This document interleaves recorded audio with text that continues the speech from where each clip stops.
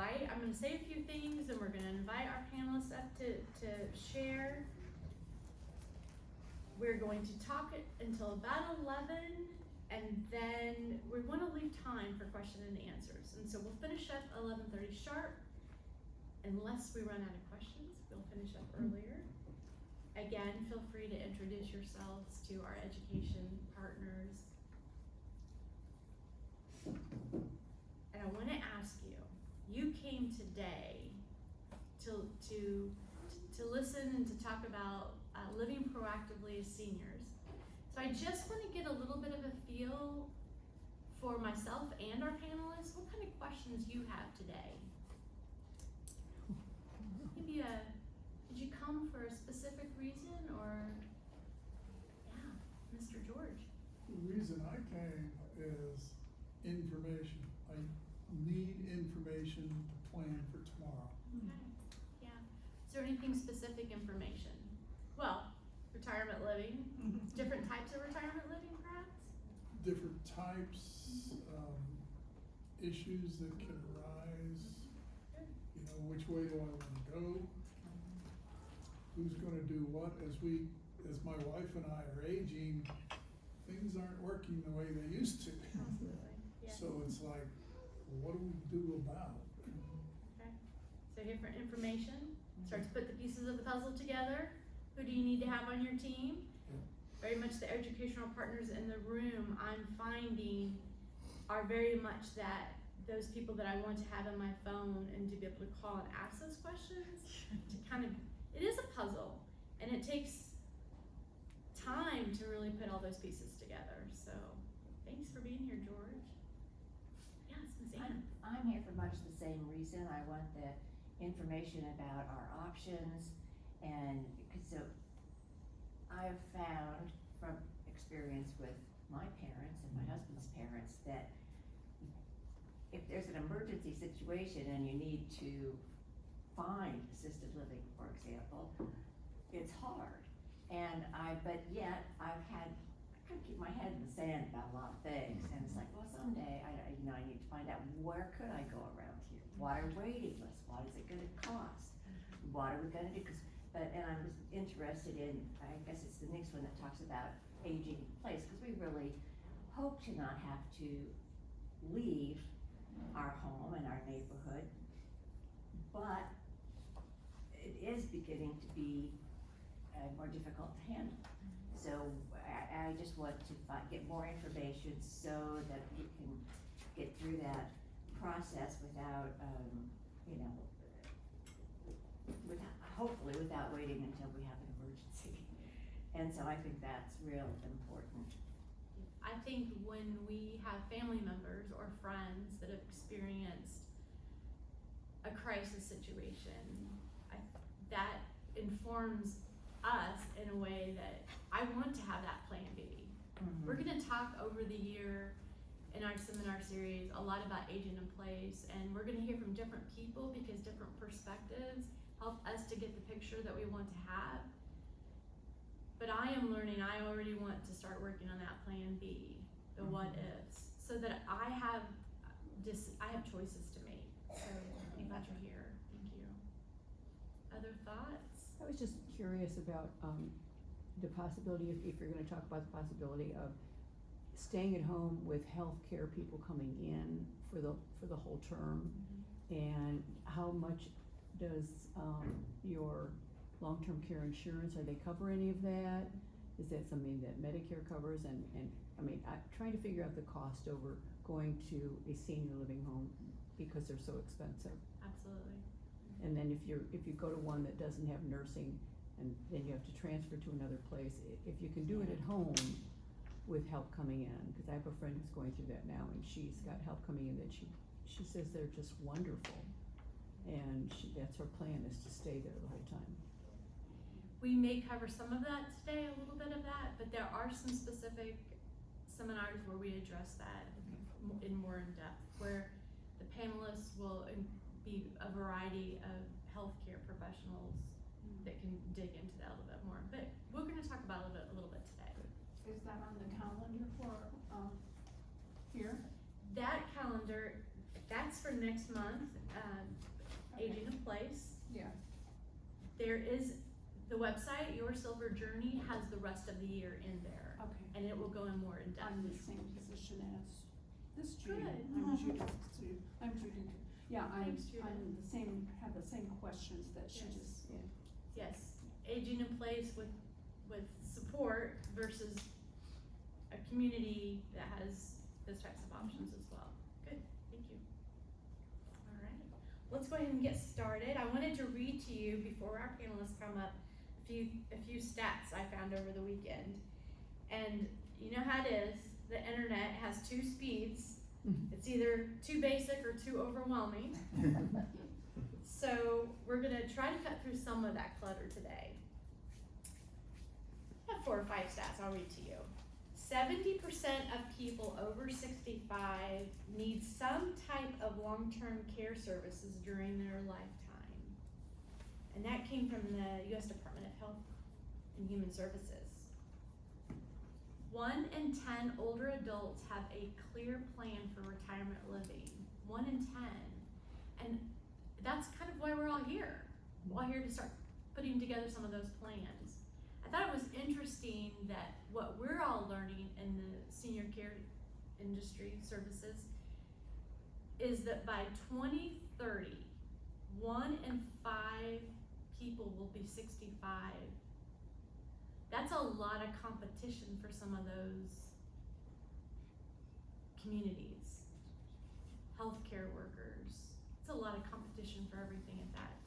So that's what I want to keep in mind is planning for today, but also having that plan for tomorrow. That stat really stuck out at me. The average age to move into an independent living community, you might speak to this, Dave. Independent, well, this might be a little before your time, but it's 75 to 77. Independent. And I have a little slide here, talks about independent. Right here, the blue, the independent is still living in your home, living in garden homes, condos, townhomes, 55 plus communities, apartments, ranches, those types of things.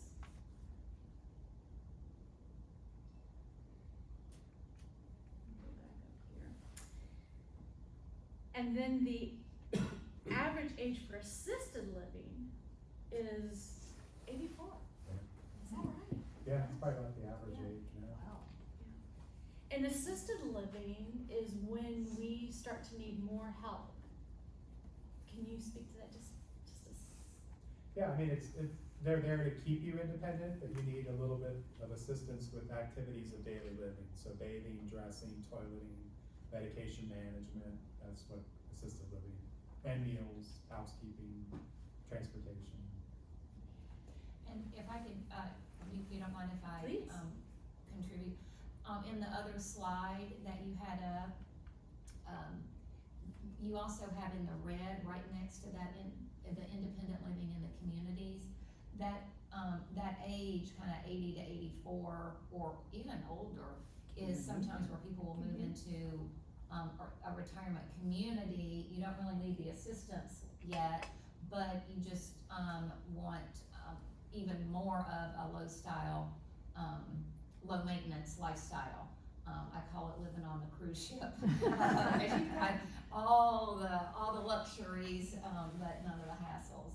So, Thank you for and that. I was surprised too when I got into this business that, people were living in their homes as, up into their 80s. So that was kinda new for me. We're still there. Thank you for adding that. That helps a lot because some of us aren't even, aren't aware that there's just a variety of options. It's definitely not a one size fits all. We may have memories of what our parents or our grandparents went through, and that's kind of colored our perspective and our choices now.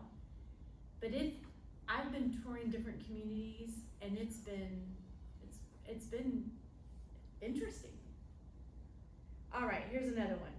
Over 60% of retirees say they waited too long to downsize. Why do you think that might be the case? Pardon me? It's hard. It's hard, it's So a it's difficult overwhelming. change. Yeah, so that's gonna be really Jeff, interesting. yeah, thank you.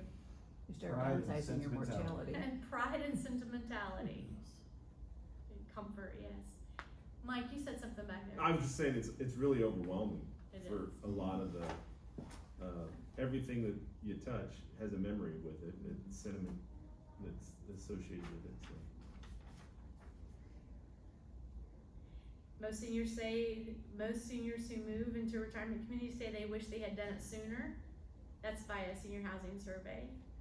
And then more than 40% of the adults 65 say that they find that the research process for retirement living options to be confusing and frustrating. How many of you feel that way? Yeah. I would like to go ahead and invite our panelists up. We have Mr. Dan Dunbar. Let's see, that's not him. Mr. Dan, if you would join us up here. Dan is a friend of mine and we volunteered together. He's in the Lions Club. He has many hats, but today his hat is my retired expert. There you go. Thank you. I'm over 10 miles from home, so I'm a retired expert. He's also my boss, my volunteer boss. We do eye screening the last 6 months of the year. We've got Latasha Wolf going to join us. Miss Latasha is with the Ascension Living St. Vincent's PACE program, which we are all fascinated to learn about today. Well, hello. And then we have Jim Patton. Jim Patton is a health and financial planner. All right. So tell us, we'll start with you, Mr. Dan. Tell us a little bit about yourself. We've lived in Zionsville for 35 years. We have built a couple homes here. I came from the insurance and risk management business.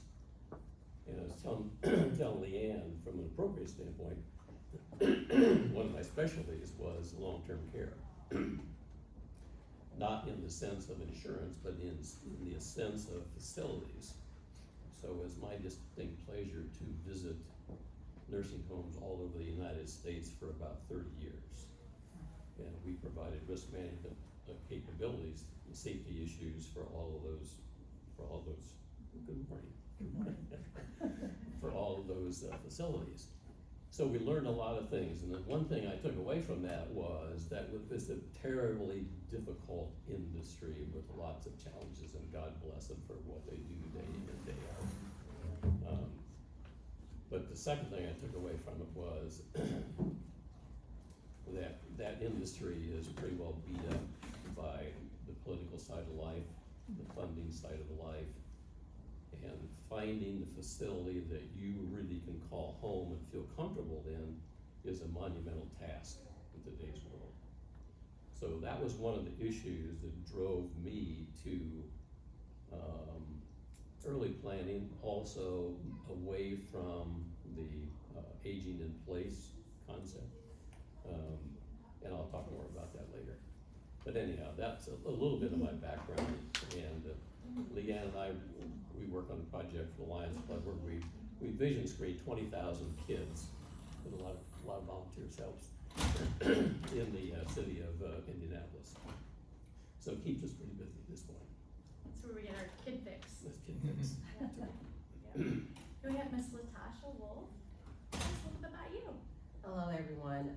My name is Latasha Wolf, and I'm here today representing Ascension St. Vincent PACE. We are an all-inclusive program for individuals over the age of 55. We are located on the west side of Indianapolis. We are not a place to live. We are a wraparound service, so we have a site, has a clinic, therapy, day center. We have social workers, RN case managers, and I'll go into more depth about our program. PACE has actually been around for over 50 years. It started in California, and some of you may be familiar with Franciscan PACE. So PACE Indy, we're right off of Pike Plaza Road between 38th and Moeller. We were established a couple years ago, like fully up and running. So we're still kind of new. So that's about PACE, but as far as my background and where I come from, I did start off, I was with Sequoia for 8 years, if you're familiar with the area of aging. So I did case management, options counseling, so more so, I am here more so showing the other side of staying at home, those home community-based waivers, that's what PACE represents, when you talk about staying in your community. So that's just a little bit about me. Thank you. You're welcome. Thank you.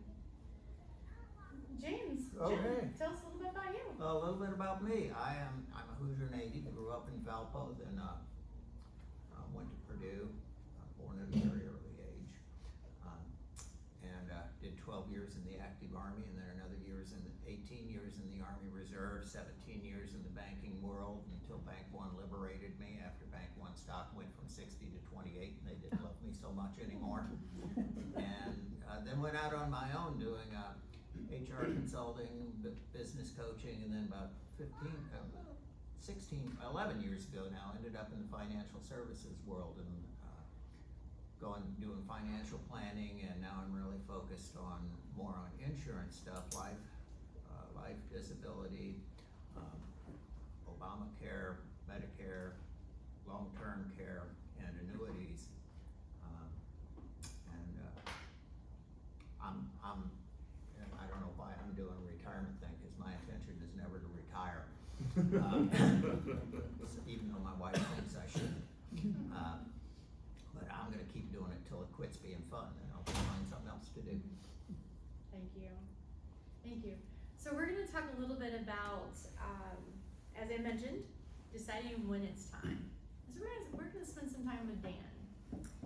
Dan, I wanted to ask you, what triggered your decision to move? Let me just run through kind of our process, and I'm going to talk briefly in larger terms, and then we go back and we can talk about those individually if you have questions with any of them. So, just some blanket statements. First of all, both parties have to be committed to whatever move that you're going to make. I know that firsthand. It was a give and take in our household. One felt ready, another didn't feel ready, and you just simply have to work through that and be tolerant, basically, of your partner's views and all that. But you have to get to the bottom of the whys, and the whys are really difficult to deal with. But if you're not dealing with the why, aren't you ready, then you never will come to some sort of conclusion with your spouse, with your partner, about whether it's time or not. So, the second thing is, what do you want for the remainder of what do you want the remainder of your life to look like? And a lot of people don't think about that. It's just, when we get to be older, life in many ways just kind of drags us right along. And we really need to step back, assess whether we have 10 years left or whether we have 2 years left, we don't know. But we need to treat, if it's just the 2, just like we would the 10. You know, what do you want out of your life? And define it. And write it down so that you have something, because it may be a bad week. You may come back next week and you change the total thing about what you want the rest of your life. So it's not something that you're simply going to arrive at a decision and say, that's cast in stone. Give it some thought, take a period of time and really, really think about it. And have conversations with your spouse. Those are really, really tough conversations. But if you aren't talking about it, you're never going to get to the real issues. Now, I want to jump back down to my last comment that basically is a summation, but it's appropriate here.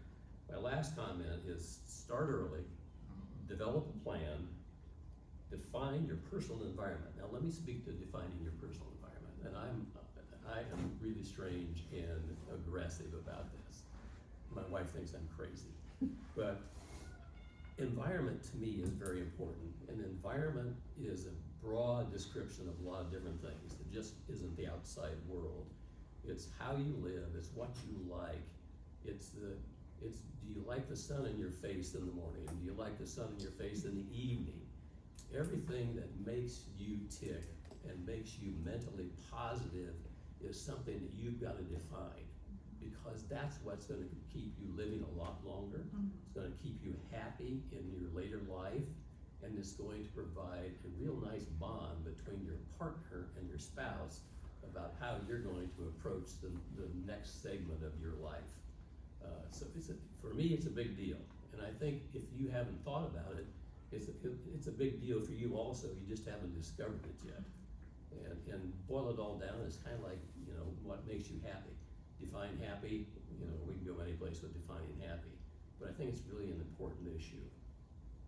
And then the other thing is a little charge, you know, deal with it, just deal with it. Quit putting it off, quit moving it aside, quit talking to it about somebody else. You know, gather the facts, deal with it, decide why you're not dealing with it, and define when you think you'll be ready to deal with it, if ever. You gotta solve the if ever part of that, is that you have to deal with it.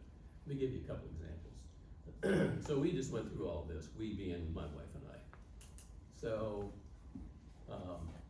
we took one shot at this 5 years ago, and we were in a home. We had a main level, it was very nice. We had a bedroom off the main, which, you know, you can, the old adage is, well, you know, we can live on one floor. Well, sure you can. You live on one floor, so we had that. And so we went and looked at a facility, and I use that in the broad sense in terms of facility. That's everything that's available out there in the retirement world. And we just decided that we weren't ready to do that. So, but in the meantime, my wife was one of 13 kids, and she was the second to last. So guess what's happening on that side of the family? So we went through the graying of the clan, if you will. Now we're going through the passing away of the clan. And we're watching the preparation of all these brothers and sisters and sister-in-laws and brother-in-laws in the process and saying, holy smokes, you know? And we're learning about all of these issues that they weren't prepared for. We're learning about the issues that some of them, a few of them were prepared for, but by and large not prepared for. So we've learned a tremendous amount of things about that. In the meantime, my sister is paralyzed for 7 years, totally on the left side, and she's in long-term care facility for 7 years. So you talk about being educated, and we got educated in a hurry, but still after that, 5 years ago, I am 82 years old. 5 years ago, I was 77 years old, kind of in the prime of this discussion. That's when we decided not to make the move, you know, for better or for worse. But you know, it was a point where we were both not ready to do that. So we simply kind of dropped back and continued to live in the house for, you know, another 5 years. COVID came along. I had a little heart attack during COVID, ended up in the heart hospital by myself for 3 or 4 days. And so all of a sudden, you know, awareness, experience, things that can happen really are coming home to roost. So that's a sense of saying no the first time around and saying, okay, we're not ready, but then that's what can happen to all of us if we say we're not ready. It's more about saying I'm not ready, but it's also about, are you ready for what may happen to you in the process? And we don't know, none of us know that, but we need to give it some serious consideration. And that was the thing that concerned us the most, is that if something unexpected happened, like was happening in our families, and they had no plans, now they were at the mercy of the market, if you will. And I have always said, since my professional life and calling on all these great facilities across the country, I did not want to be at the mercy of the market. I wanted to be proactive and make that decision before the need really came. That's something that you said to me the other day when we were talking, was not being at the mercy of the market. Can you speak to that just a little bit? I can speak to that. One brother, my wife's brother, had a stroke, so with no preparation. So, you know, today we know a lot more about stroke than we used to know. We know that it takes pretty urgent care within a period of time to simply deter the damage that the stroke is going to cause, and there's ways of doing that. And we saw that in one case, simply simply pretty much ignored, and the repercussions of all that were tragic. And then we went on to, a sister who basically, I mean, they have capabilities of affording anything from A to Z. They did nothing, and all of a sudden we end up in a nursing home. Would not have been first choice, second choice, third choice, or fourth choice. It's simply because the availability, as many of you know, in the marketplace today, the availability is pretty slim and pretty none in some cases. And beyond that, the ability to attract employees in that industry is also very difficult for those people in today's world. But in that particular case, without the planning, and we're talking about an attorney here who had not planned in that regard in terms of where am I physically going to be? It is not, as of now, a very pretty picture. So a quick question. How can you plan for a full nursing? I mean, you can't like reserve a space, right? So if you need full nursing care, say, somebody with a stroke or something, how can you plan for that? At least you would know facilities that you like and have your own choices. And I'm saying that you actually make the decision before that event takes place. So if So something happens, these are the ones I want you to So look you're at. and if we're talking somebody that's 50 years old or 45 years old and has a stroke, that's just a difficult situation. Yeah.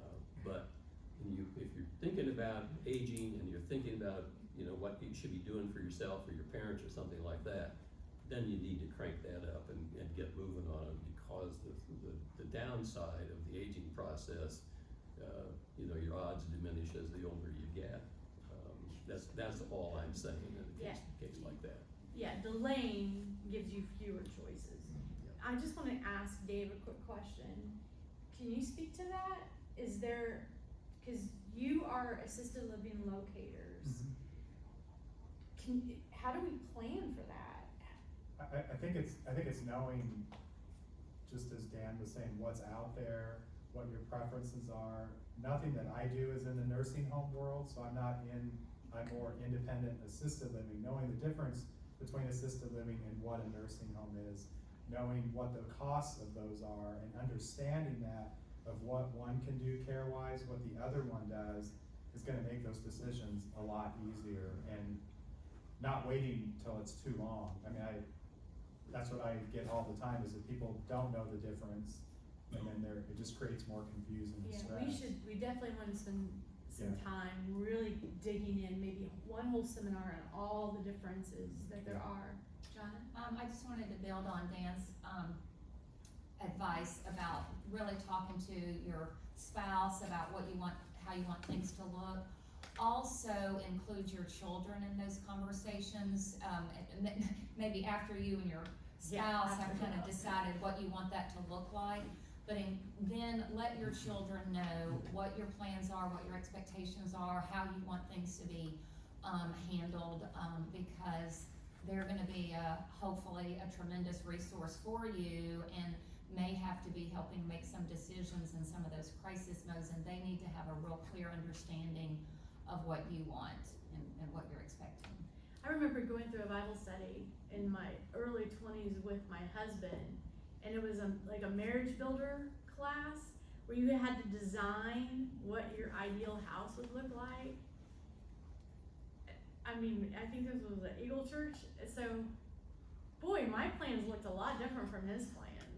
It was a very interesting experience. So I love what you said about just getting on the same page with your spouse. And are there programs out there that help people do that? Yeah, there are. There are a wealth of information out there and some great people from a consulting standpoint. And you just have to be proactive about finding that. The Council of the Aging here in Boone County is a good source for referral to their various situations. And just like we're talking about over here, and there are gradations of all of what's out there. And you just have to figure out what's the best and what's the worst, and then just simply kind of visit. And if you talk to enough people who are in that field, the good begins to bubble to the top. Absolutely. Yeah, and I think that's what you wanna be active enough that you begin to find out that information. And it can be overwhelming, absolutely it can be overwhelming, but just start with a source, and what you'll find out, it's like unraveling a ball of string. And as soon as you get past that one source, that source will take you to another, to another, to another. But getting started is just almost overwhelming when you stop and work through it. Especially if you do not want a cord in the household. You know, that is the first big step. And I want to speak to the family dynamics a little bit. I agree with what you said and all that, but you have to be careful, because if you have multiple kids in your family, you're gonna have a broad spectrum of methodology coming from each of those kids. And you're gonna have it coming from for various reasons. And you have to evaluate pretty quickly what those reasons are, because at that time of life, the best and the worst comes out from family perspective. And you just have to sort through that. And remember, it's your life, you're trying to define what the remainder of your life looks like. And you want the input, but you don't want the child to define what that life is going to look like for you. Because sometimes in their best interest, they may be overly concerned about your welfare to the point that it's become a little stifling, if you will. And you just need to be careful about that, because you may have 25 years to live, you may have 2, and you just need to make sure that you're getting the best out of it. Don't worry yet. Can I just go through my list here? Yes. I haven't even started my list yet. I So here were some of the triggers that pushed us to simply get moving. And the heart attack I had wasn't one. I had a couple stints.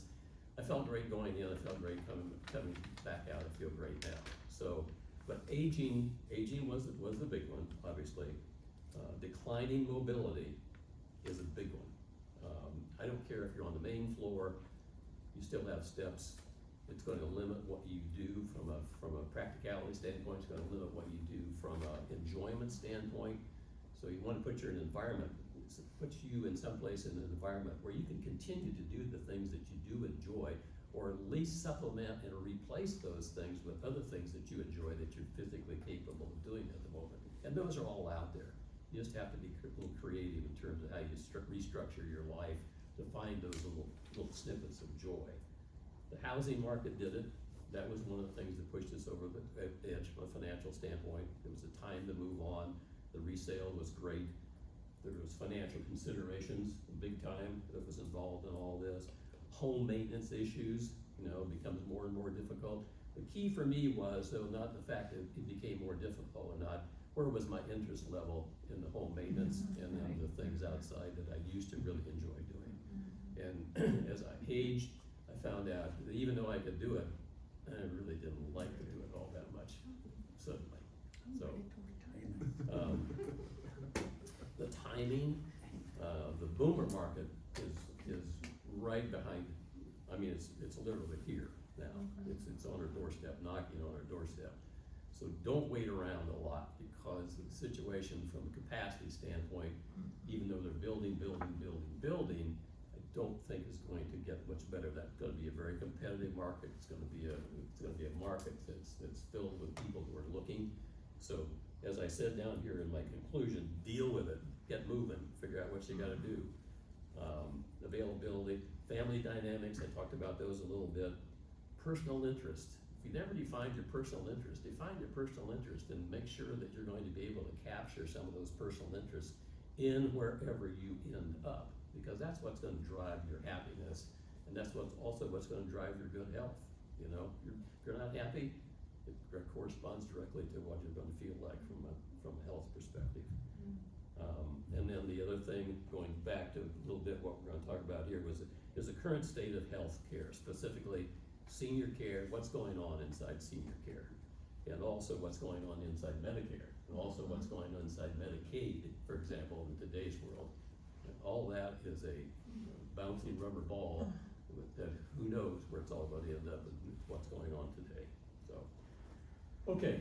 Wow. That's part A one. lot to think about. Can I make Thank some you. comments? Yes, please. We did, I would say more than 5 years ago, we went out and researched, because I've always felt it's exactly kind of what we're saying. Go someplace where you can enjoy the activities, you're able to do it, don't wait until you can't do any of those things. So we went out, we researched 3 of them, and it was extremely interesting to find out, first of all, the cost, and it's overwhelming how much they are. And then we are actually on a waiting list at one place, and it was a 3-year waiting list at the time, it's now up to 5. And the problem you have there is if you go in and you pick out something that you like, just say, this is one of the buy-in ones. So you buy in and they're gonna tell you, okay, it's gonna be $350,000 to buy in. You're on a 5-year waiting list, what's it gonna be when it's time for you to go in there? And then you get in there and they tell you, okay, well, if you're single, you get 90% of your investment back, if you're married, you get 80. How do you know that, I mean, how do you find out how true that is? How long does it take? Do the kids get it immediately? I mean, there's just so many things and so many different options. You know, people say, go to a place where you don't have to then go to a nursing home. Go to a place where they have them all. The one place we looked at, it was like, you know, you pay your buy-in, then you pay $3,500 a month, let's just say, for food and whatever. And one of us goes to a nursing home. Well, they don't take part of your $3,500 away, they charge you that anyway, and then they charge you for the nursing home too. So, I mean, it is really, really hard financially to figure out if you can even afford, you don't want all your money that you've worked all your life for to pay this, and then you know, I mean, we do have a trust, we have a lot of secure assets, we hope that we can pass on to the kids, but I think that's why we've thought more and more about home care. Because where we are, we know there's walking paths, we know there's a workout center, we know we have a screened-in porch. I mean, it's kind of like, we don't have activities with all these other people other than our friends and our family, and we still do those things, which we won't be able to do probably at some point. But, you know, we did look for a place that would have all the assets that we would like. But I think that the biggest thing really is the financial aspect of not knowing what it's gonna be when you actually need it. You know, you're on a waiting list for 5 years and then you get in and that $350,000 now is now $600,000 buy-in. It makes it Great. really, really, really hard. Really hard to figure out, and, we're gonna see if Jim can figure that out for us. You got a special loan? I do wanna ask Latasha. I guess my biggest question is, how do you decide if aging in place is realistic? You know, and I see some of the educational partners are here, and the main thing that, Dan is saying is like, you know, just the verbiage I always use in the field that I'm in is Medicaid planning and life planning. So, Indiana Estate Elder Law is here, so generally when you're partnering and working with those individuals, whoever that elder law is,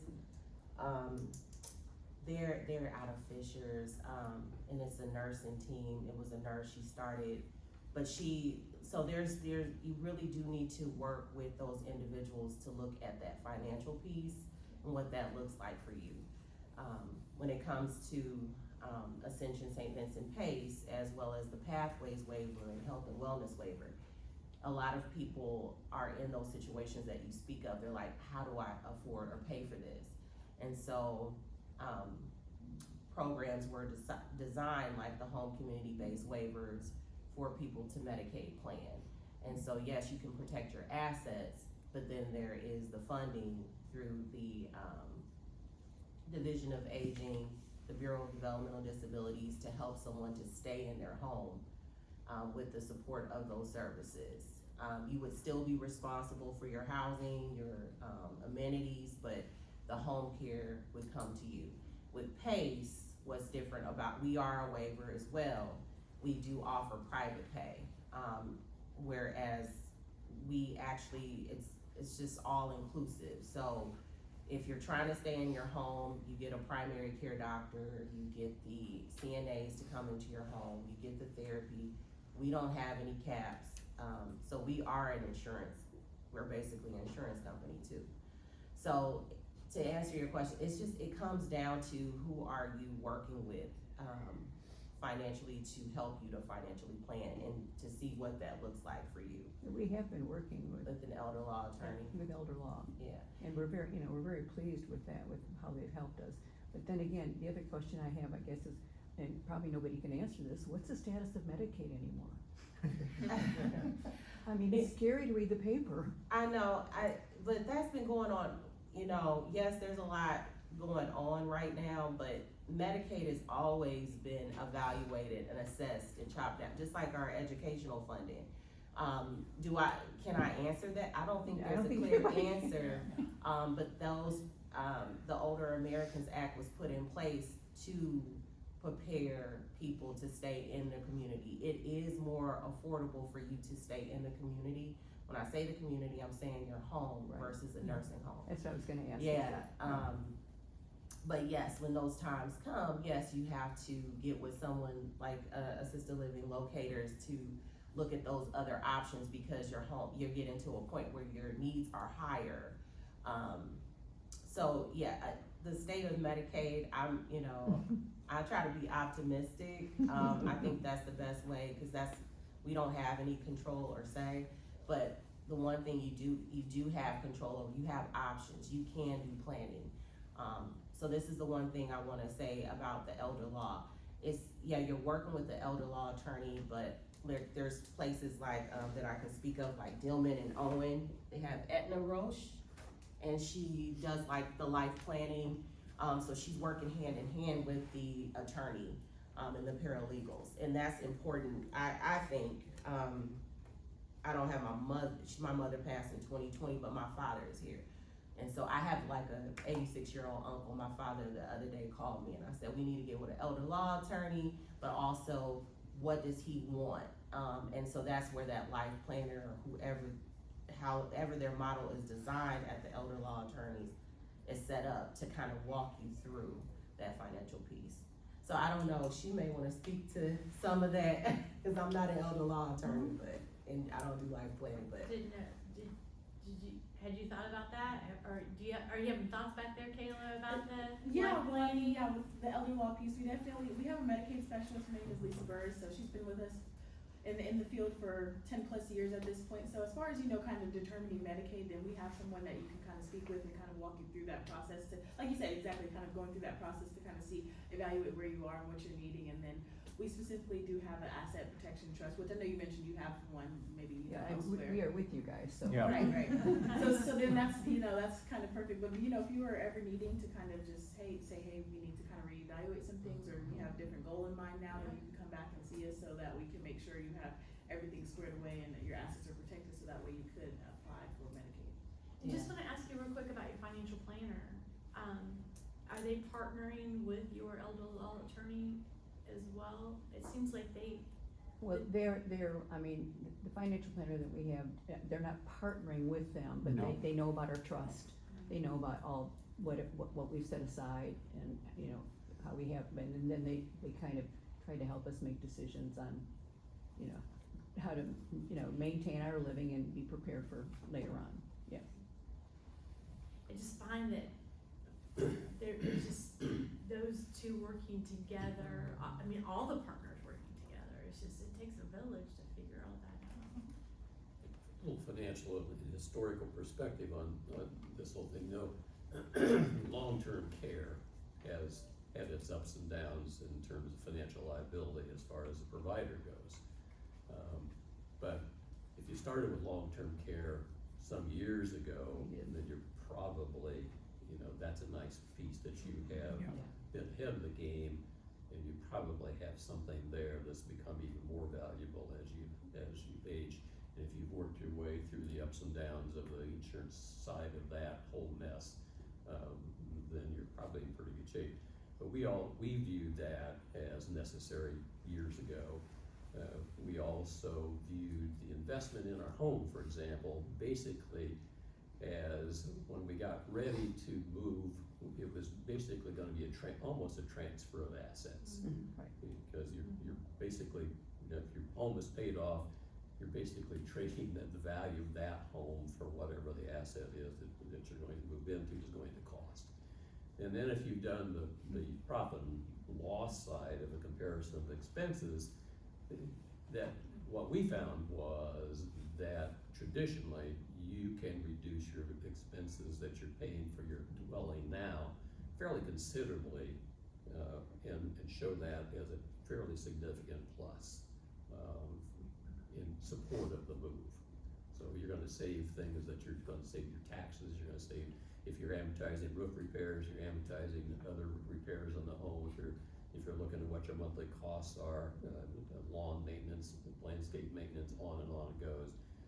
Just simply make sure that you've done those comparative lists so that you really have a good handle on the financial side of life. Some of those, you're thinking about, like, for me, for my lawn boys, $350 a month, I mean, that just adds up, all those expenses, the less I'm doing, the more I'm compensating. Right, if you have to run budget and comparative budget, then that's something you should definitely do, because you'll be somewhat shocked when you get down to what you really spend.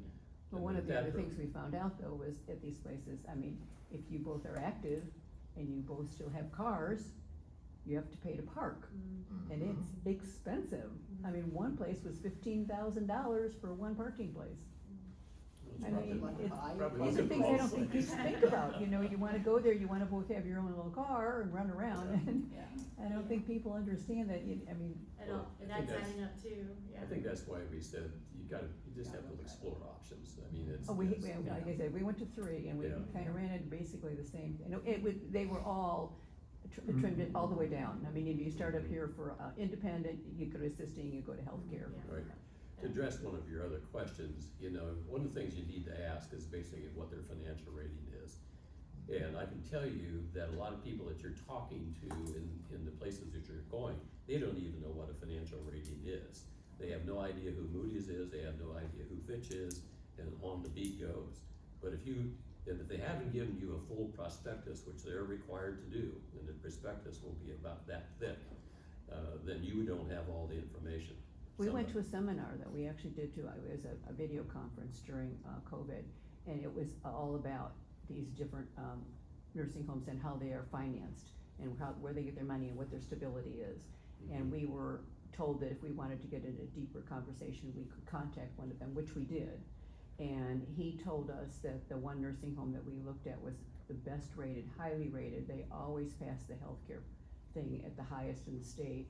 And they have gone on since to buy Barrington and Carmel, and they've gone on to buy Westminster on the east side, so. Yes. We did ask about the financial status of them, yeah. Yeah, and Which they- are now worried about, because now if they're going out buying all these properties, are they still gonna be totally financially stable? Well, and do they have those segregated into proper silos? Pardon? They have those segregated into proper financial silos, which is. I wanna be able to allow just a couple more questions for, definitely Jim. But I do wanna ask Latasha one more question about the PACE program. You mentioned that there's a day center. A day center. So, I mean, one of the things that I appreciate about the different communities is the socialization that happens, and it's easy to socialize when you're living on a campus like that, but the day center is an alternative, right? There's planned activities, there's Yes. community that's happening. Yeah, so we have a director of activities, so I do wanna express that our services are all inclusive, so you cannot a la carte them. Right. So, pretty much, Alex is really amazing, like, this month they're going to the track, they did like a zoo outing, we do different events at the day center. But once again, it's if you're choosing, to stay in your home, then you can, engage and get out once or twice a week. And it's a convenient setting, so your primary care doctor's there, you can be seeing the clinic nurse and come and draw labs. If you're at a point where you need that loved one needs assistance with, taking their medication in the morning and the afternoon, cause we do serve, lunch, our lunch is catered by Georgetown Market, and we do like a continental breakfast. But yeah, the day center is an option to help individuals to make sure that they're getting out of the home. And the one thing I wanted to say, we're all like, you know, yeah, we're doing this, planning ahead, right? But who's to say that you have to go to a nursing home? PACE was designed to keep people home. So hopefully, Jim, I'll pass it on to you. You can talk about that. Yeah, I think that's a good segue into, Thank to you. show us PACE what is you got, good. Jim. I did, the PACE facility is a great facility. If you Yeah. haven't, I got a Yeah. tour of it a while ago, and I didn't know it was there. Mhm. It's actually technically Medicare Part E that nobody talks about. But it's out there, and it's like she says, it's all inclusive. It kind of has the best of both worlds with home care and then the daycare that's available. The downside, I'm gonna say downside, is you gotta be Medicare and Medicaid dual qualified to Yes. get Part E. Yeah. So you gotta have to jump be through. on Medicare and And Medicaid. Medicaid. You can private pay. Private paying for you can, PACE yeah. is over 65. Anyone over 65, it's about 60, let's just say $6,213 per month. But everything is included. But once again, I have to let you know, yeah, everything's included. And then if you are wanting to explore Medicaid, we are regulated by CMS Medicare, Medicaid, so they are payees. So if someone does have Medicaid and Medicare, then they pay us. But your monthly cost obligation is based off of your monthly income. Mhm. So if someone, the special income limit for the, waiver programs is $2,901 per month. If you were to choose PACE, and if you were over by like $1,000, your monthly cost obligation to PACE would be $1,000 a month. There's no premiums, there's no deductibles, that's all you pay with Medicaid and Medicare. That's if you're over that special income limit. If you're not, then there's no out-of-pocket cost. Medicaid and Medicare is paying for all of your services at PACE. And then I'll give it back to you. Okay, so I'm gonna make a few comments about financial planning and retirement in general, and then since healthcare costs seem to be the hot button, I'll pivot to them. And there's actually a nice little segue to that. So, I'm gonna take about 98% of what Dan said applies to what I'm gonna say. So, the real key is plan early.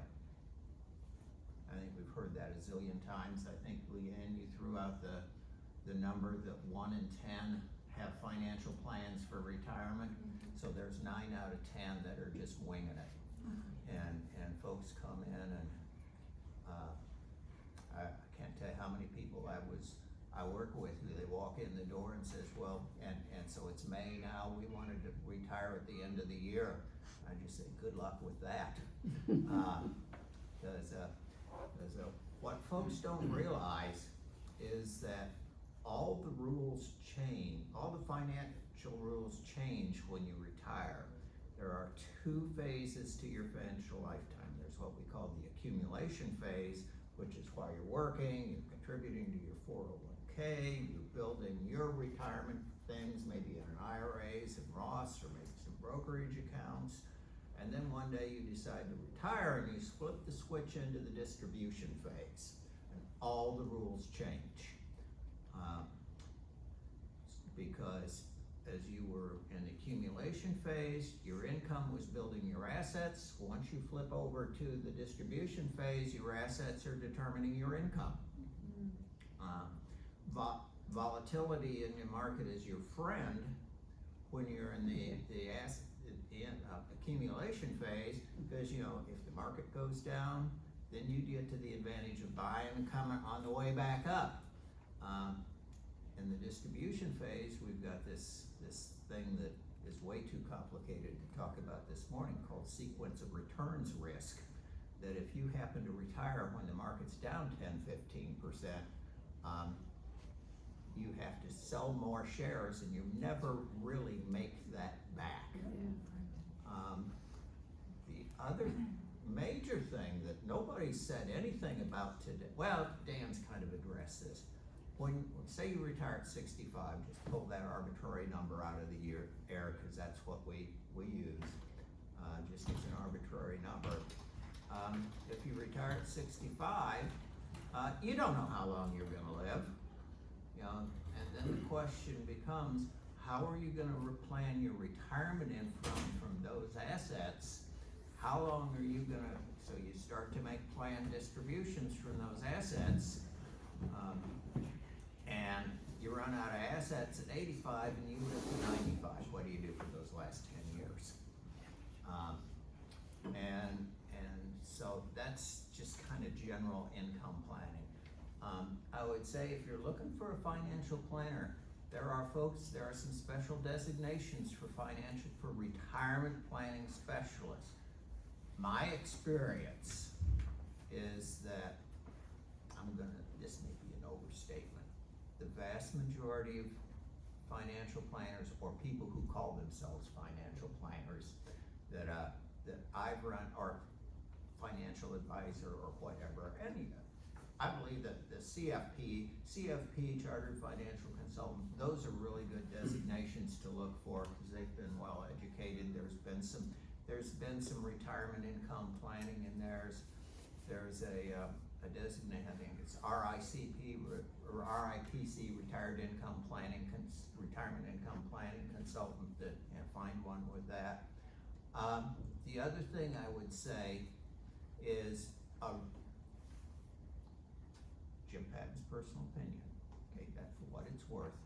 A really good financial planner will be joined at the hip with your estate planning attorney and your tax person, cause you've got tax things to deal with.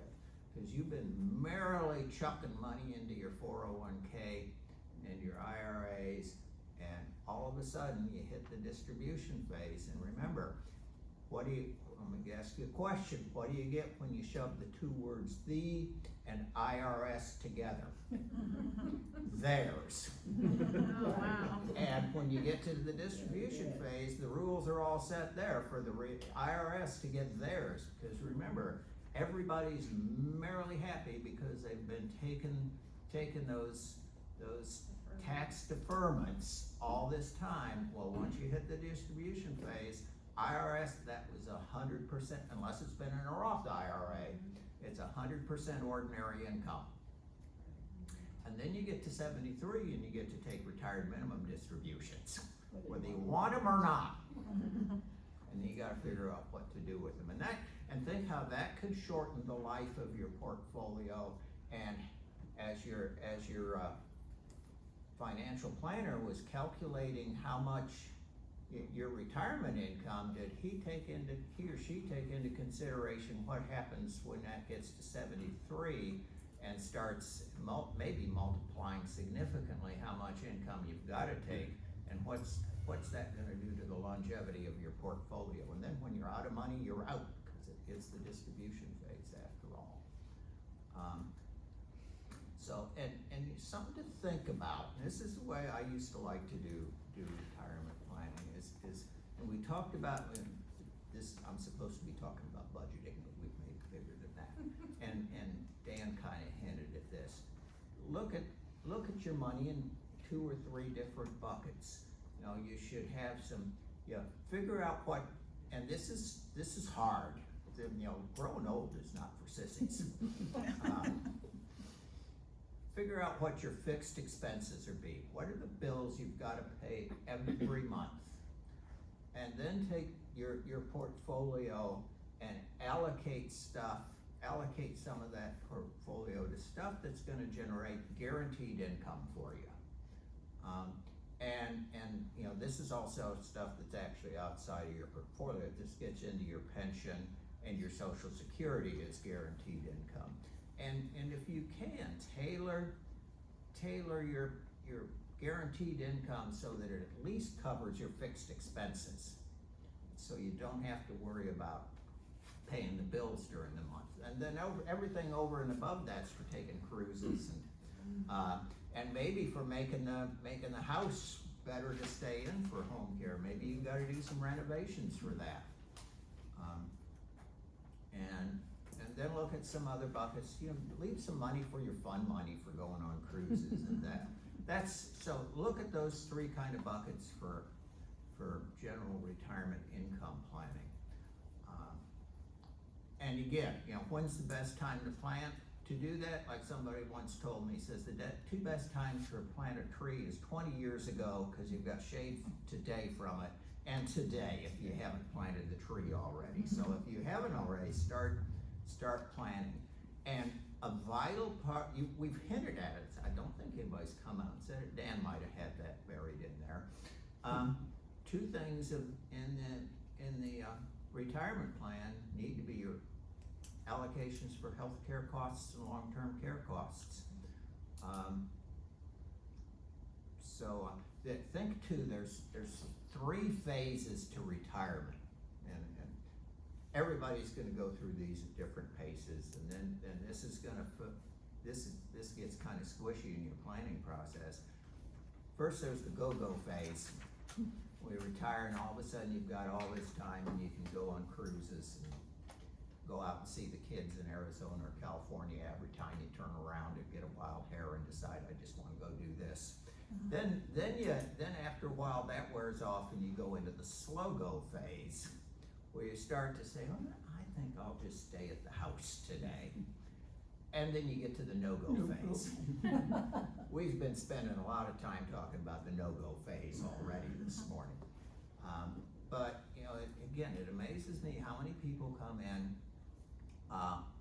and we start talking about healthcare costs and long-term care costs, and yeah, kind of to the point you guys have made, it's hard to, it's one thing to plan for what facility are you gonna go in, it's an entirely different thing to plan for how am I gonna pay for that facility when I get there, and if you haven't done that, you don't have to worry about whether you can get into that facility when you want to or not.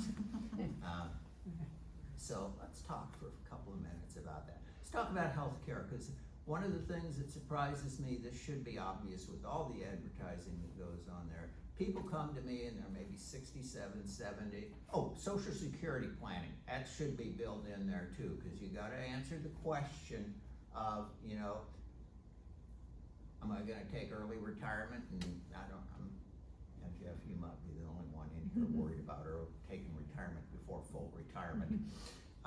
Or am I gonna take it at full retirement, or am I gonna wait till 70 until I take it? And that's an individual answer. Basically, it is how long because it's all actuarial. The Social Security Administration is gonna pay you actuarially roughly the same, whether you take it early, you take it late. Your question is, and they all put that bogey, I think it's 85 years old is the average life expectancy. Basically, the question to ask is, am I gonna cheat the IRS and live past 85? In which case you might wanna extend out to 70, but there's a zillion Social Security income planner little worksheets and programs to do for that. And that's something your financial planner needs to be doing with you, for you, is doing some Social Security planning with you. But again, healthcare is the wild card in those things. Healthcare and long-term care, because they can do more to wreck a financial plan than just about any, other than dying. That'll mess up your financial plan. And then you But don't won't care. Somebody else's problem. Kids might be upset. Well, especially if you haven't done any planning and you've Yeah. already spent their inheritance. So it amazes me how many people come in and you ask them about Medicare and they're maybe 67 or 70 and they've maybe never gone on Medicare Part B. Well, I don't wanna pay those premiums. You're just leaving yourself hanging out there. Not to mention when you do go on it, you'll have to pay the penalty. And then if they are on Medicare A and B, they say, well, it's like the one commercial that's going around now when a woman comes in and yells at her husband, are you gonna make the call? And she says, oh, well, we got Medicare in Part A and B, and isn't that all there is to it? And yeah, no, it's not, because Medicare Part B, and it amazes me how many folks don't realize this, is 80-20 plan, and many of you had 80-20 plans perhaps as employees someplace, whereas if you run up $100,000 doctor bill, which is not that hard to do now, Medicare will pay $80,000, you're on the hook for $20,000. So supplements and Medicare Advantage plans are Medicare Advantage plans are affordable. How do you make the trade-offs in there? I won't say that one's better than the other. It's all depends on your situation, and talk to somebody like Elkin there, who is deeply embedded in the Medicare planning community and can have the answers to those kind of questions. The long-term care is a harder nut to crack, no question about it, because we've been talking around here. And just to put it into perspective, I pulled these numbers. These numbers are generated by Genworth, which is the 800-pound gorilla in terms of doing these kind of numbers. And just to give you an idea, and Dan kind of hinted at this one, there's more companies who are now out of the long-term care insurance business. There's like, depending on which part of, you can count all the carriers on one hand and probably have fingers left over, Dan? If you count the ones that are now owned by the Chinese. Yeah, that's a different question. We aren't gonna go there. So, to put it in perspective, these are numbers from Genworth. If you were, they're 2023 numbers. I don't think they've released the 24 numbers. Have you seen 24 numbers yet, Dave? No. So in 23, and this is for the Indianapolis area, we talked about home health, and Latasha talked about this, $6,673 a month for a home health care person to come in, each and every month. And I don't know how many hours a week they calculated that based on. I really don't know. An assisted living facility, and this one always amazes me, is just a touch under $4 grand a month. This is average, so that obviously then means half of them are below this, half of them are above it. There's gonna be quality cost trade-offs there, so that's where your let's go look at a facilities figure comes in. And then a semi-private room, we won't even talk about private rooms, is just under $8 grand a month right now or in 23. And that was for That's nursing. Semi-private room in a skilled nursing facility. skilled nursing, okay. Skilled nursing.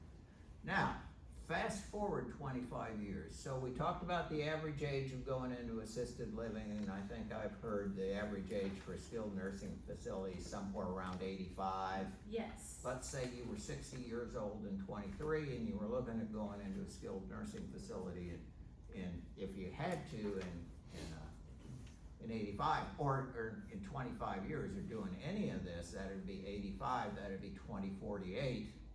Home health is up to just under 14 grand a month based on on the numbers from Genworth. Assisted living's up to just over 8 grand a month, and that's semi-private room in a nursing home is 16 and a half a month. That's 16,500 a month. So essentially they're doubling. Essentially they double, exactly, Mike. And if you figure you want a private room, cause you can't stand another old person in the room with you. Friendship suite. Yeah, who maybe is deaf and has to have the TV turned up real loud. Private room goes from 10 grand a month now to 21 grand in 2048. So the lesson here is it's not today's costs that you want to solve for. And I've seen a lot of folks, when they sell that policy to you, they solve for today's numbers because it keeps the premiums down and you'll buy it instead of having to think twice about it. You really got to solve for that 25 years out number.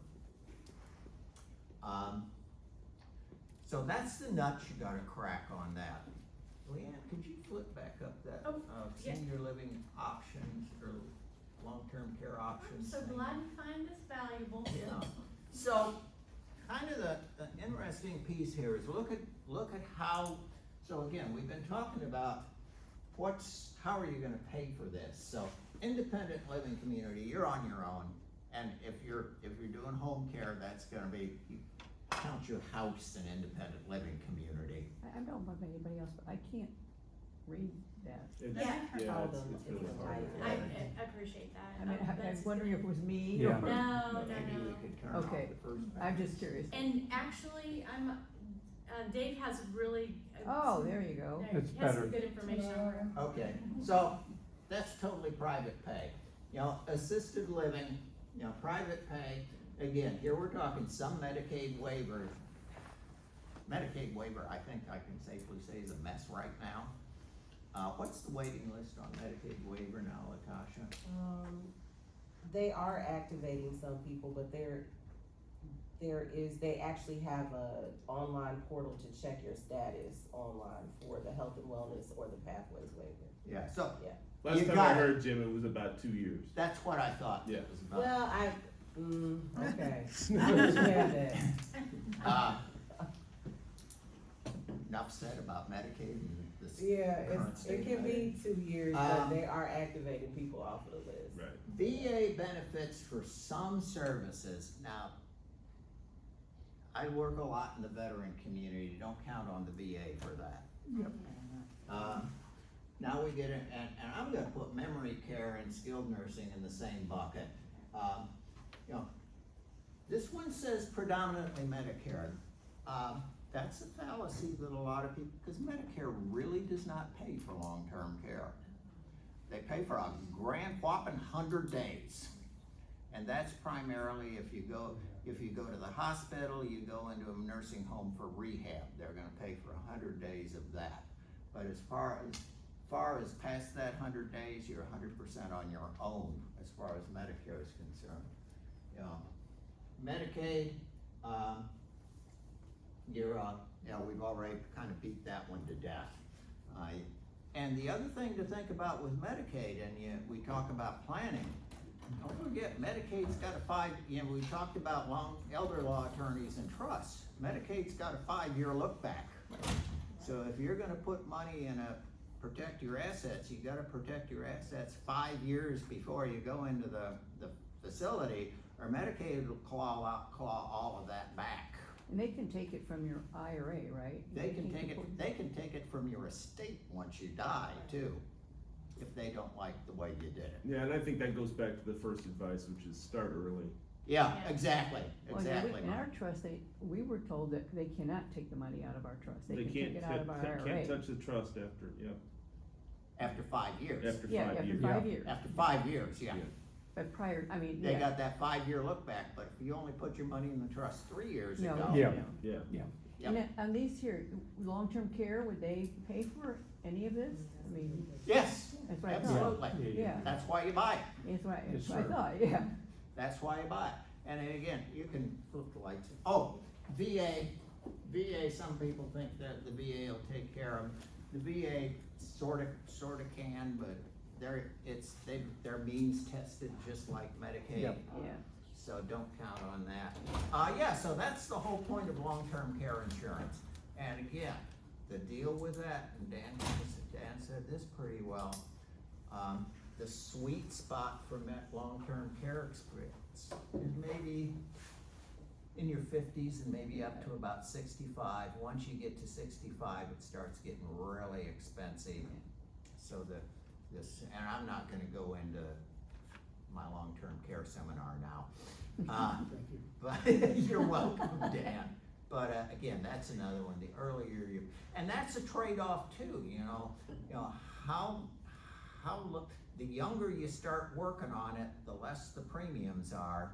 But then there's the more years you're going to be paying into it. So there's that delicate dance between when's that crossover point where it's worth start paying the premiums, even though they are a little higher than they were 10 years ago. That's 10 years of cash flow I've got back in my pocket. So. It's peace of mind, though. It's Yeah. peace of mind, Yeah. absolutely, Judy. And, Rock. So you guys Dan did a good job of talking about options, so I'll come over here so you don't have to turn around. So another option to consider is a reverse mortgage. Yeah. And so this is not your grandfather's reverse mortgage. Because what the reverse mortgage will do will also help with that. Dan's option was he used home equity to make a transition somewhere else. A couple people have mentioned they wanna stay at home. And so what we're seeing more and more, people are using home equity to stay at home. I have clients who've used the reverse mortgage to pay for that home health care. I also have clients that will use it for something Jim touched upon, and that is sequence of return risk. So if you think about buckets and you have these financial buckets, as Jim articulated, sometimes the worst time to take is when the market is down. So if you use a reverse mortgage in a coordinated strategy, which our ICPs will talk about, they'll say, hey, let's turn off the financial assets, let's take from the house for a little bit, let's let the market recover. When the market recovers, we'll turn off the house and we'll do this. So if you do that, then you don't run into the situation that he talks about, that you're 85 and oh crap, you've gone through all your money. And our ICPs and other financial advisors will show you that will use longer, or will last longer if you do that. We're using, people are using the reverse mortgage to cover long-term care. So there is a growing line of credit. If you plan early, we're recommending some people get it at 62 because that line of credit expands to help cover that. And so also distributions do not impact income. So Latasha mentioned that a lot of people want to stay at home, but they're also worried about that getting into an income situation. Distributions, when you're taking money from your home, that's not income. So then you can keep your cash flow there without impacting the other care. So we're seeing more people are doing that, and even something we're seeing is people are using it for fun. We call them reverse mortgage vacations. I have a friend of mine that he is not going to plan any family vacation. What's of concern for him is legacy. And his kids are aware that he's spending their inheritance. He says, I will not plan plane flights, hotel rooms, or anything else, but I will pay for the trips. So rather than use his other assets, than using the home. So there's another option to consider with that, and it's not what a lot of people think anymore, so. Are there any Yeah. disadvantages to a reverse mortgage? There can be I'm with sorry, anything. can It's a you- matter where you sit down and you have to talk about it. So that's a broad, there can be disadvantages depending on what your situation is. And so that's why it always helps, like with any financial plan, is to sit down and take a look and see. Yeah, that's a case by case Let me basis. just piggyback on Rock's comment there, because, there are a lot of financial planners that I've run into who they think it's your grandfather's reverse mortgage, and it's not. Yes, It's a I've very heard. viable tool for Yeah. the right client. Right, fine. And that's one of the things you took two other vehicles that I think you need to look at, and how does your planner look at them, is, annuities.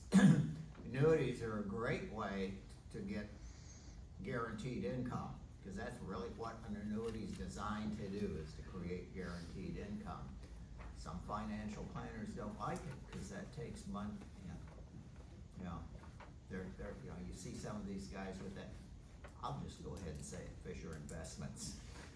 They say, oh, we don't sell any commission-based products. Well, an annuity's a commission-based product, and they say, annuities are the evilest thing in the world.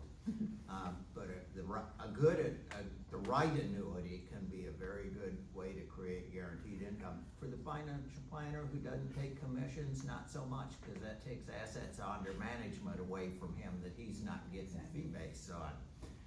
And the other one's cash value life insurance. If you've bought a whole life policy and you build off cash value into it, you can, what Rock described as one of the ways to take away the worry of sequence of returns. When the market goes down, you shut off the IRA withdrawal and you take a loan on your cash value life insurance for income that year, and it washes out of if you don't pay the loan back, it reduces your death benefit. But again, that's, your kids are gonna care about that, not you.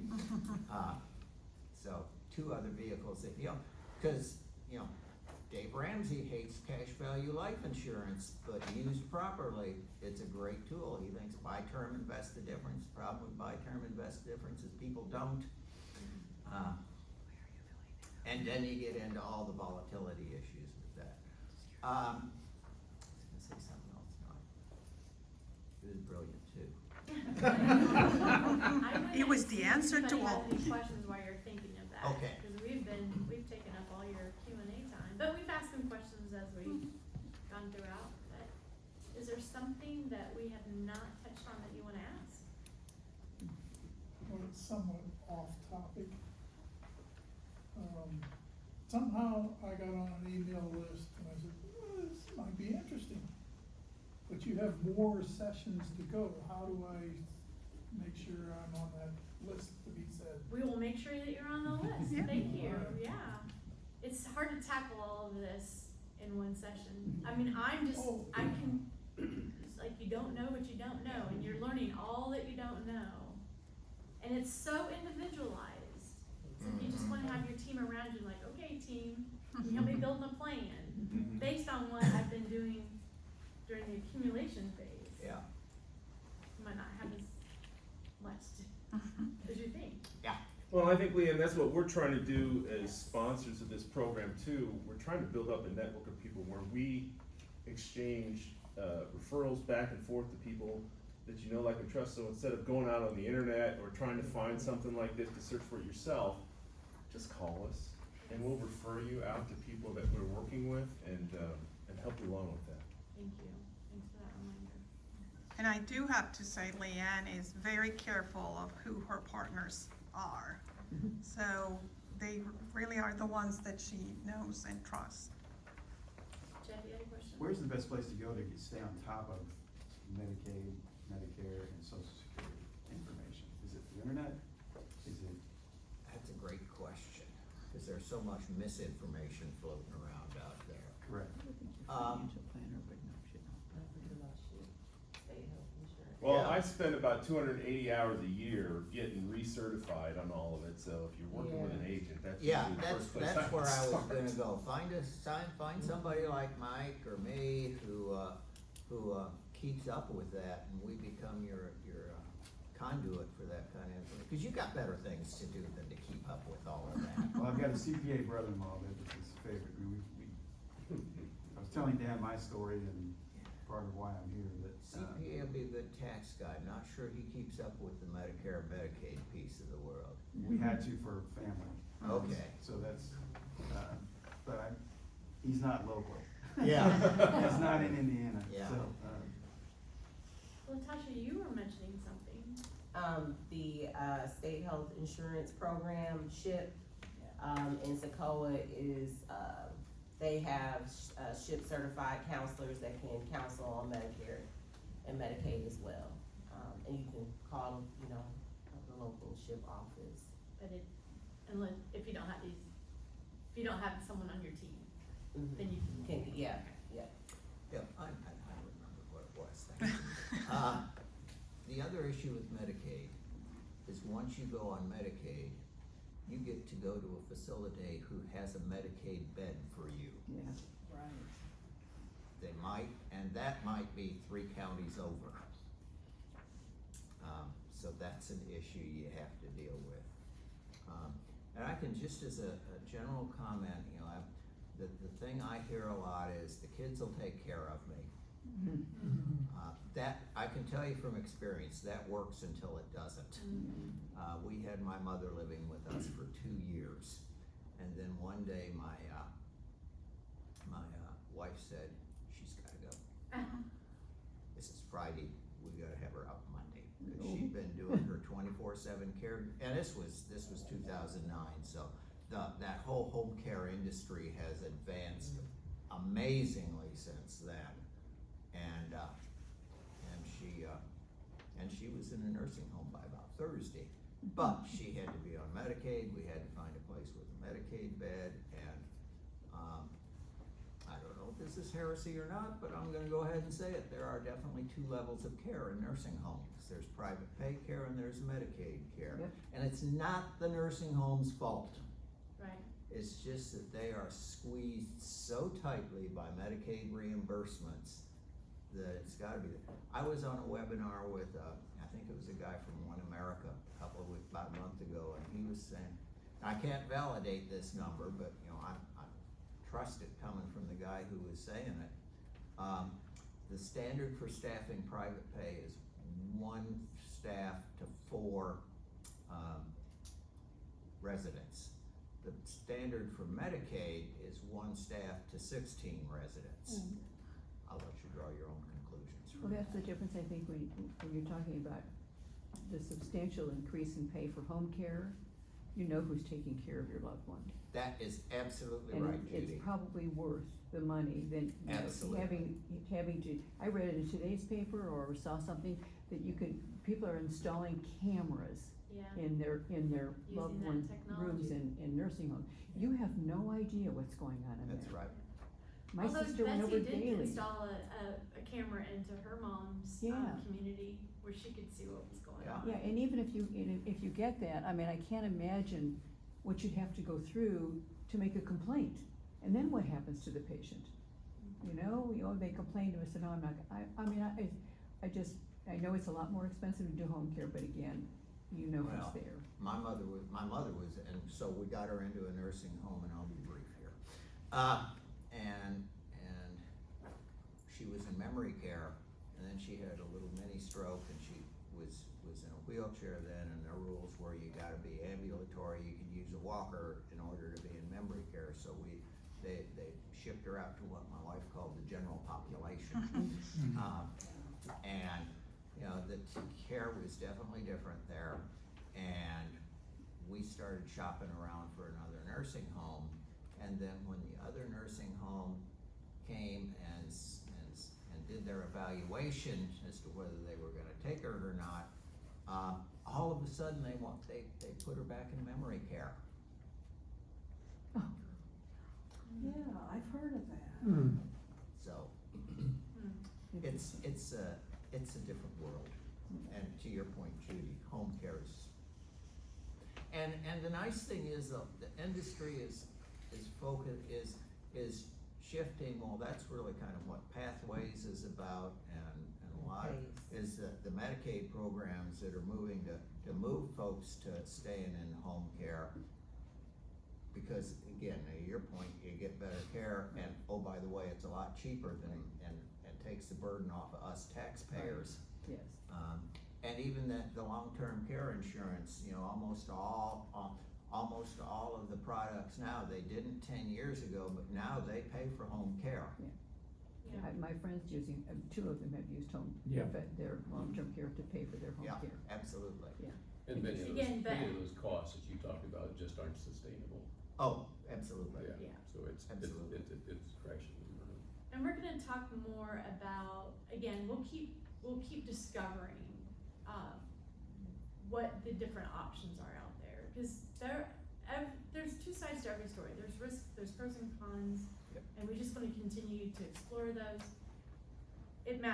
What matters is what's right for you. Yep. And your plan, so. We're gonna wrap things up. I just wanna encourage you that taking one step today will give you more options for tomorrow. So even if that step is just to continue to learn, to carve away time like this, set aside on a bright early Monday morning to learn more with your fellow, this tribe, cause there's several of us, we come together, we're learning together. Don't forget to fill out your evaluation, that's your colored piece of paper, and you can leave it with Betsy, or you can leave it on the table, or you can hand it to me on your way out. Want to remind you to sign up for yoursilverjourney.com. We'll go and it'll explain our workshops, and then you can register your seminars, and then you can register for them there. Or you can tell us and we'll register you. What was that website? It's yoursilverjourney.com. And it should be on your paper, George. Yeah. I'm quickly going through it. I do wanna let you know that I have a girlfriend, her name's Cindy Borlock. She is doing a Let's Get Organized workshop on the 21st. Cause Here at the library. it's actually let's see, 17400 Westfield Boulevard. It's up at the Westfield Library. It's like isn't it their town? It's like their town center. If you come off of 32 and you get on the main drag going into Westfield, it's the first right. You take it back I about. printed off a flyer. She's got I like Cindy. I've actually And got her honestly, you speaking, don't tomorrow in Pendleton Pike on organization, so I've got that information if you wanna Awesome. check it out early. But there's a copy of this on the table as you walk out